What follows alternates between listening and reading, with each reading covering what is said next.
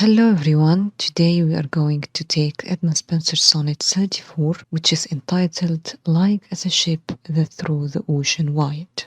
Edmund Spenser Sonnet 34 was published in his volume of poetry Amoretti and Epithalamion. زي ما تعودنا إن poetic analysis بتاعنا بيتضمن the word of the poem, and the word of the poem is the Renaissance or the Elizabethan age. And then we discuss the self, which is divided into 2 points: the authorial self اللي هو الpoet اللي هو في الحالة دي Spenser, and the speaker. In Amoretti there is no obvious poetic persona like the one in Astrophil and Stella.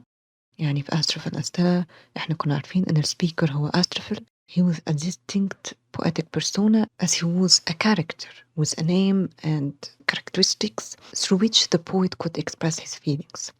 But in this case, we don't know the name of the speaker. So here the self is divided into the authorial self and the speaker. And lastly, we discuss the text itself, the poem's content, type, form, and imagery.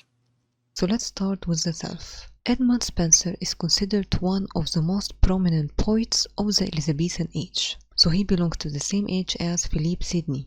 His epic poem, The Fairy Queen, was written in honor of Queen Elizabeth I and in celebration of the Tudor dynasty. So he has a very long poem and it's entitled The Fairy Queen, and he was referring to Queen Elizabeth.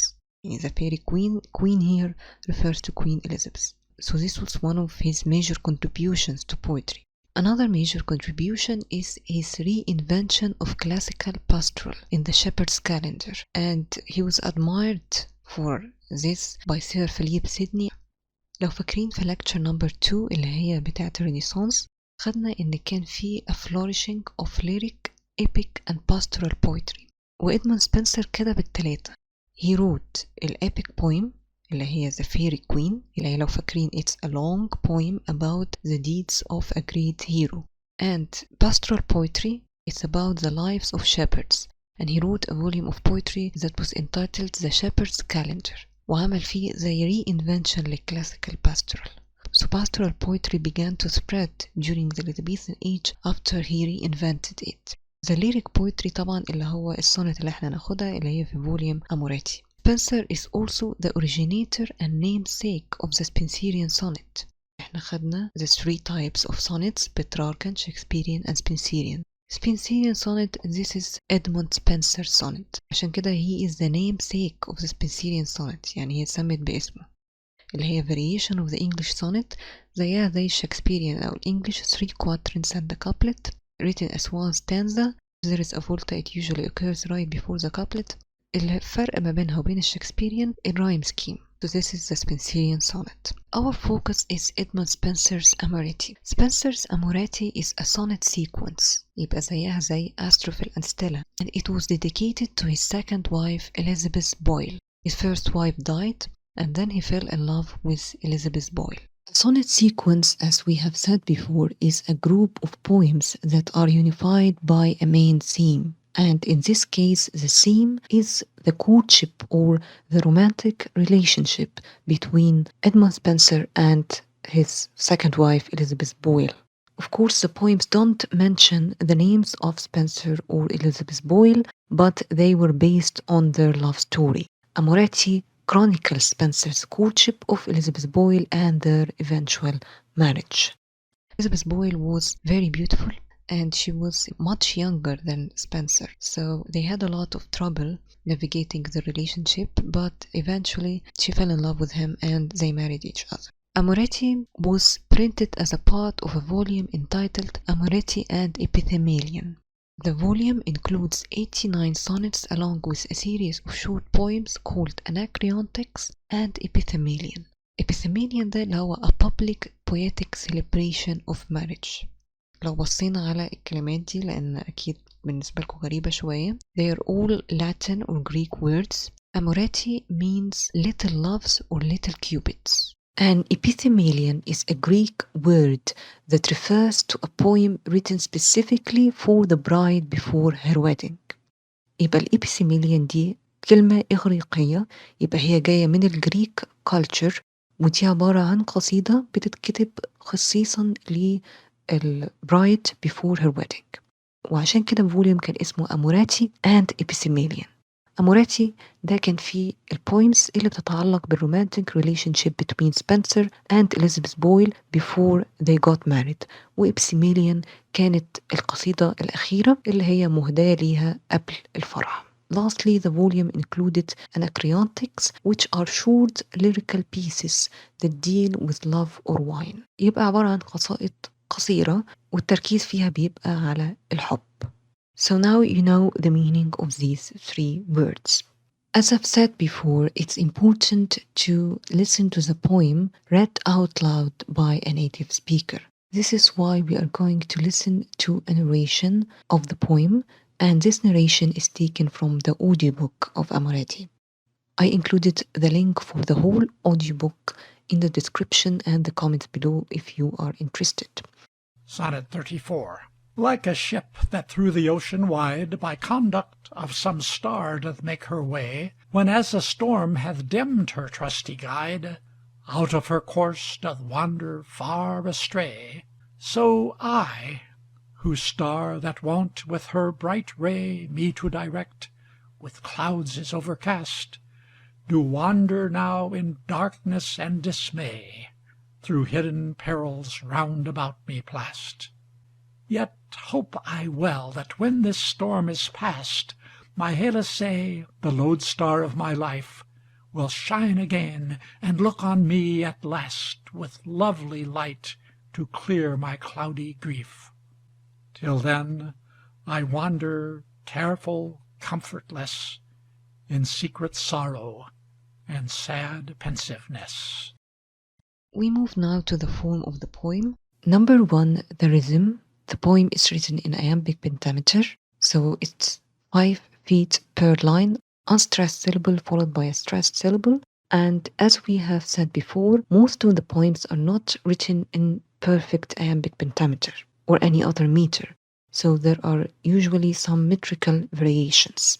بالنسبة للرايم scheme هو Spenserian A B A B B C B C C D C D E E, and the stanzaic structure 3 quatrains and a couplet. وطبعا sound devices هنشوفها واحنا بنقرا كل quatrain لوحدها. So if we pay attention we can look at the rhyme scheme كده. Wyde, guide. So in line 1 and 3 it's AA. Then we have way, astray, ray, dismay. كل دول B. And then we have overcast and blast. دول هيبقوا C طبعا. فكده الرايم scheme A B A B B C B C. دول the first 2 quatrains. Then we move to the third quatrain. عندنا past, last, and life, grief, and then comfortless, pensiveness. فعندنا C D C D E E. Life and grief are of course half rhymes or slant rhymes, not perfect rhymes. So let's go through the poem quatrain by quatrain. Quatrain 1. Like as a ship that through the ocean wide, by conduct of some star does make her way, when as a storm has dimmed her trusty guide, out of her course does wander far astray. There are some archaic words أو archaic spelling، لأن مثلا like, wyde, guide كل دول بالI، وهتلاقوا طبعا does مكتوبة بالTH، has نفس الحاجة. كل دول طبعا لأن البويم اتكتبت من زمان. So what is the speaker talking about in this quatrain? He is describing a ship that is moving through the ocean. And how is this ship moving through the ocean? طبعا long ago ships navigated their journeys through the guidance of stars, especially طبعا the North Star. The speaker is telling us that there is a storm, and the storm has dimmed or eclipsed the light of the star that is guiding his way. So what happened to the ship? It went out of course, and it is now wandering far astray. So it's lost. To help you visualize the setting of this quatrain, we will now watch a scene from the movie In the Heart of the Sea that came out in 2015. And the scene portrays a ship in the middle of the sea during a storm. So we can imagine this young man as the speaker of the poem, and he is on top of a ship, and as you can see, darkness is descending because the light of the star has been dimmed, and you can detect the coming of the storm from the wind and the waves around the ship. The ship is beginning to rock back and forth in the sea. So the storm is coming. So this is basically what's happening inside the quatrain. A storm is beginning. It's still the beginning of the storm, not the middle of the storm. And we can feel danger approaching. Like as a ship is of course a simile because he used like and as. So he is comparing himself to a ship that is lost in the ocean. And this is an indirect comparison because he didn't mention himself. He didn't say, I am like a ship. He just said, like as a ship. But of course, we got what he meant here. He means to compare himself to the ship. The second poetic device in this quatrain is the alliteration in star and storm. Type, why did he link these two words together, star and storm? There is of course a contrast between these two words. So he is trying to emphasize or to highlight how his word is bright when his beloved is in his life and how his word is dark or full of storms when she is away.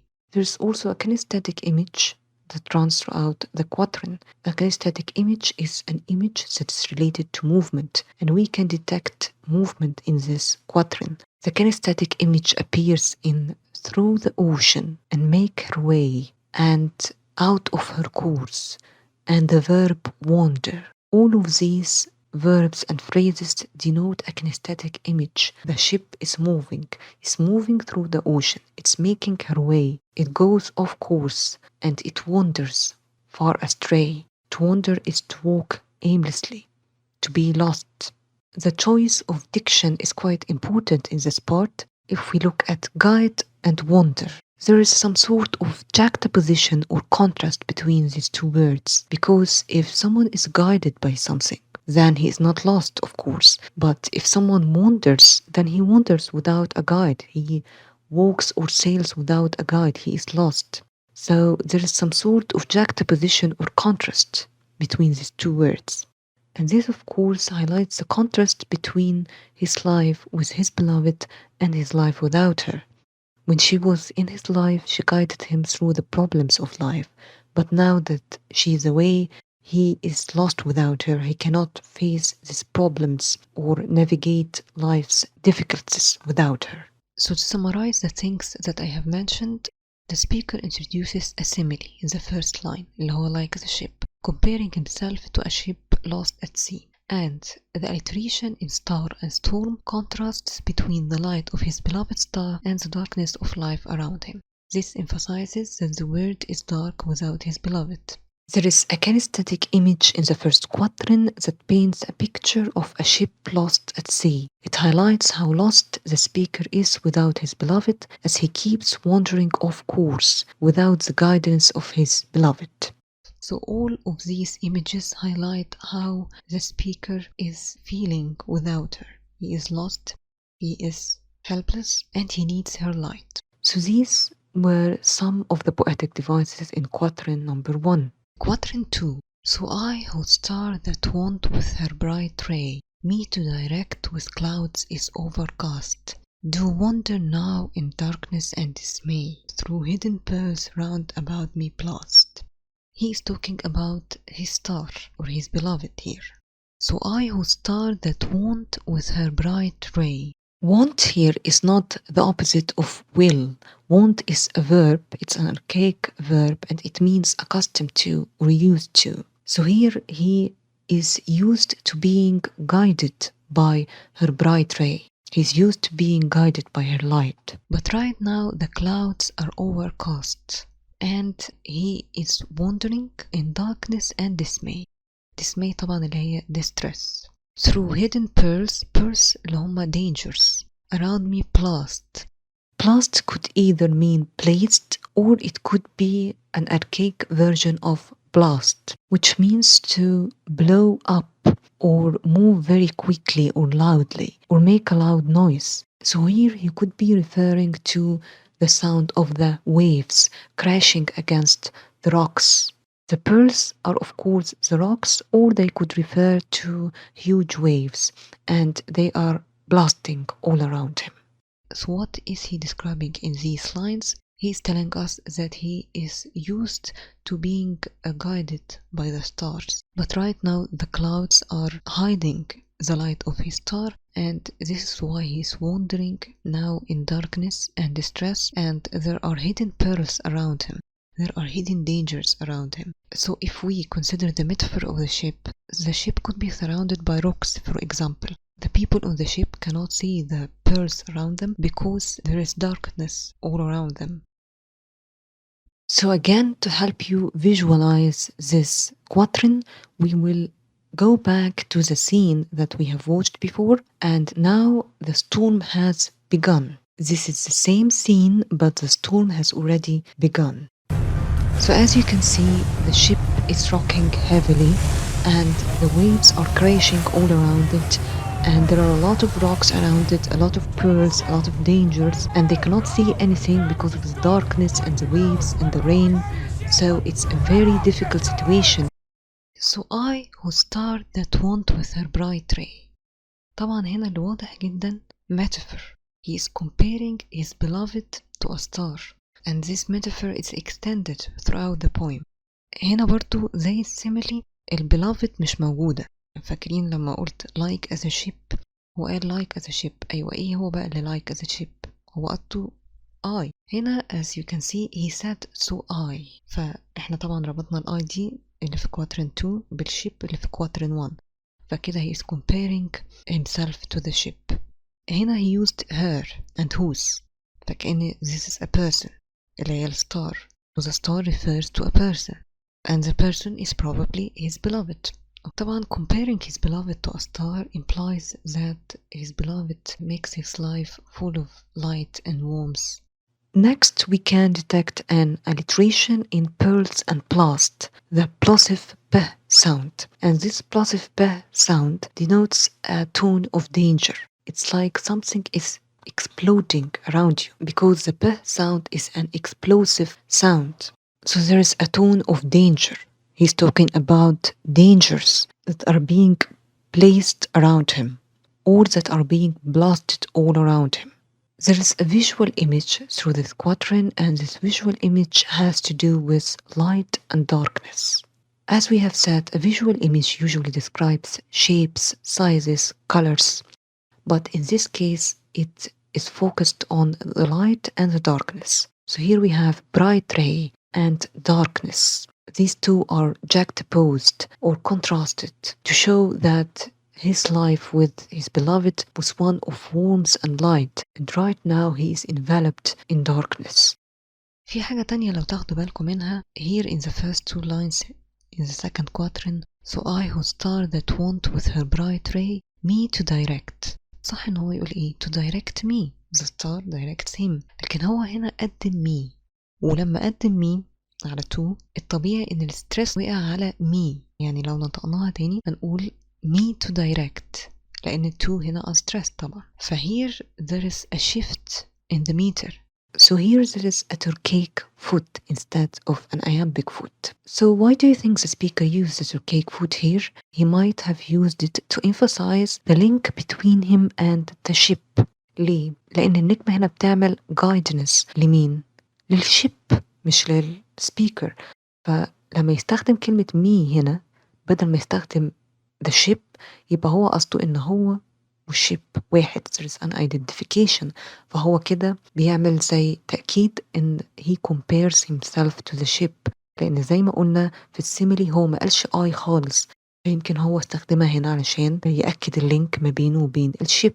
Or maybe Spenser wanted to emphasize that he is talking about himself. Lastly, we can detect a pathetic fallacy throughout the quatrain, because as we have said, that pathetic fallacy occurs when nature mirrors the speaker's feelings. So in the first two lines, when the speaker was still with his beloved, nature was mirroring it because the star was shining. And then when he became sad and depressed when his beloved left him or broke up with him, the clouds eclipsed this light and darkness spread throughout the sky, and even the waves crashed all around him. So the pathetic fallacy is very clear here. The metaphor in line 5, so I who star that want with her bright ray compares his beloved to a star that shines its bright rays on the speaker. طبعا this comparison or significance of this metaphor is that his beloved lights up his word or guides him through difficult times. Number 2, the alliteration in pearls and plast denotes a tone of danger. The speaker faces a lot of obstacles without the guidance of his beloved. And lastly, the visual image in the second quatrain is one of danger and distress. The speaker is utterly helpless without his beloved, and this is emphasized through the use of pathetic fallacy. Of course, you need to mention some words that emphasize this pathetic fallacy, and you need to mention the motif of light and darkness, because there is indeed a motif of light and darkness that runs throughout the quatrain and throughout the poem. When he is talking about his beloved, there is usually a motif of light, and when he is talking about her absence, there is usually a motif of darkness. زي ما قلنا الموتيف دي حاجة زي سيم صغيرة متكررة أو زي حاجة بتتكرر خلال القصيدة بس من غير comparison، لأن لو اتكررت بالcomparison ده بيبقى extended metaphor. But there is a motif of light and darkness. Moving on to quatrain number 3. Yet hope I well that when the storm is past, my hell say the lodestar of my life will shine again and look on me at last with lovely light to clear my cloudy grief. So there is a shift in tone here. The speaker becomes hopeful that this storm will pass. ممكن نعتبر الشيفت of tone دي هي الفولتا. My Helice is a reference to the Ursa Major constellation, and lodestar is a star that is used to guide the course of a ship, especially the pole star or the North Star. What is the Ursa Major constellation? The Ursa Major constellation is a constellation of stars اللي هي كوكبة من النجوم. Why are the stars shaped like a bear? There are several versions or variations of the same myth of the Ursa Major. We will discuss one of these myths today through a short animated video. You can find the video on YouTube, and the animation copyright belongs to its creator, of course. So let's learn more about this myth and find out why he used it in his poem.